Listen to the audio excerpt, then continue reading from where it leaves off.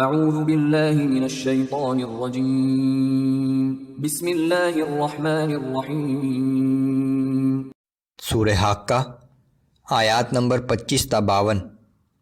پچھلی آیات میں قیامت کا وہ منظر بیان کیا گیا تھا جب اہل ایمان جنت کے باغوں میں اللہ کی عطا کی ہوئی نعمتوں سے لطف اندوز ہو رہے ہوں گے۔ ان آیات میں قیامت کا وہ منظر جب کفار کو جہنم میں جھونک دیا جائے گا۔ قرآن کی عظمت و صداقت کا بیان کہ یہ کسی شاعر کا کلام نہیں ہے بلکہ اللہ کا کلام ہے، جسے ہمارے ایک معزز فرشتے نے لا کر رسول اللہ صلی اللہ علیہ وآلہ وسلم کو سنایا ہے۔ جو لوگ اس کی تکذیب کر رہے ہیں وہ ایک دن دردناک انجام سے دوچار ہوں گے۔ اعوذ باللہ من الشیطان الرجیم۔ وَأَمَّا مَنْ أُوتِيَ كِتَابَهُ بِشِمَالِهِ فَيَقُولُ يَا لَيْتَنِي لَمْ أُوتَ كِتَابِيَهْ۔ اور جس شخص کا اعمال نامہ اس کے بائیں ہاتھ میں دیا جائے گا وہ کہے گا کہ کاش میرا اعمال نامہ مجھے دیا ہی نہ جاتا، وَلَمْ أَدْرِ مَا حِسَابِيَهْ۔ اور مجھے یہ معلوم ہی نہ ہوتا کہ میرا حساب کیا ہے۔ یا لیتہا کانت القاضیہ۔ کاش موت ہی میرا خاتمہ کر دیتی۔ ما اغنی عنی مالیہ۔ افسوس میرا مال بھی آج میرے کچھ کام نہ آیا۔ ہلک عنی سلطانیہ۔ میری قوت و سلطنت بھی مجھ سے جاتی رہی۔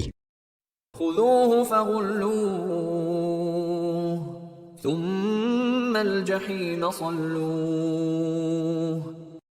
فرشتوں کو حکم ہوگا کہ اسے پکڑ کر اس کی گردن میں توق ڈال دو، پھر اسے جہنم میں جھونک دو۔ ثم فی سلسلۃ ذرعها 70 ذراعا فاسلکوہ۔ پھر ایک 70 ہاتھ لمبی زنجیر میں اسے جکڑ دو۔ انہ کان لا یؤمن باللہ العظیم ولا یحض علی طعام المسکین۔ کیونکہ نہ تو یہ بڑی عظمت والے اللہ پر یقین رکھتا تھا اور نہ مسکینوں کو کھانا کھلانے کی دوسروں کو ترغیب دیتا تھا۔ مسکینوں کو خود کھانا کھلانا تو بہت دور کی بات ہے۔ فلیس له اليوم ہاہنا حمیم ولا طعام الا من غسلین لا یأکلہ الا الخاطئون۔ سو آج یہاں نہ اس کا کوئی غم خوار دوست ہے اور نہ کھانے کے لیے پیپ کے سوا کوئی اور چیز، ایسا کھانا کہ جسے کوئی بھی نہ کھائے سوائے گناہگاروں کے۔ فلا اقسم بما تبصرون وما لا تبصرون۔ سو میں قسم کھاتا ہوں ان چیزوں کی جو تمہیں نظر آتی ہیں اور ان چیزوں کی بھی جو تمہیں نظر نہیں آتی۔ انہ لقول رسول کریم۔ بلا شبہ یہ قرآن ایک معزز پیغام رساں نے لا کر سنایا ہے۔ قرآن کو جو دراصل اللہ کا کلام ہے، ایک معزز فرشتے جبرائیل نے لا کر ہمارے رسول محمد صلی اللہ علیہ وسلم کو سنایا ہے۔ وما هو بقول شاعر قلیلا ما تؤمنون۔ اور یہ کسی شاعر کا کلام نہیں ہے لیکن تم لوگ کم ہی ایمان لاتے ہو۔ ولا بقول کاہن قلیلا ما تذکرون۔ اور نہ ہی یہ کسی کاہن کا قول ہے لیکن تم لوگ کم ہی غور کرتے ہو۔ تنزیل من رب العالمین۔ یہ تو رب العالمین کی طرف سے نازل کیا گیا کلام ہے۔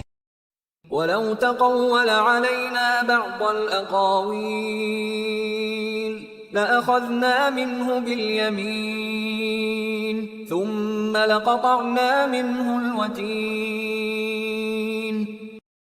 اور اگر نبی صلی اللہ علیہ وآلہ وسلم نے خود کوئی بات بنا کر ہماری طرف منسوب کی ہوتی تو ہم انہیں پوری قوت سے پکڑ لیتے اور پھر ان کی شہرک کاٹ دیتے۔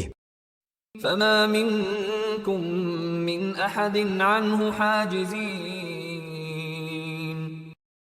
پھر تم میں سے کوئی بھی ہمیں اس کام سے روکنے والا نہ ہوتا۔ کسی غلط بات کو اللہ کی طرف منسوب کرنا اتنا بڑا جرم ہے کہ اس کی سزا سے کوئی نہیں بچ سکتا۔ وَإِنَّهُ لَتَذْكِرَةٌ لِّلْمُتَّقِينَ، بلا شبہ یہ قرآن پرہیزگاروں کے لیے سراسر نصیحت ہے۔ وَإِنَّا لَنَعْلَمُ أَنَّ مِنكُم مُّكَذِّبِينَ، اور ہم خوب جانتے ہیں کہ تم میں سے کچھ لوگ اس قرآن کو جھٹلانے والے بھی ہیں۔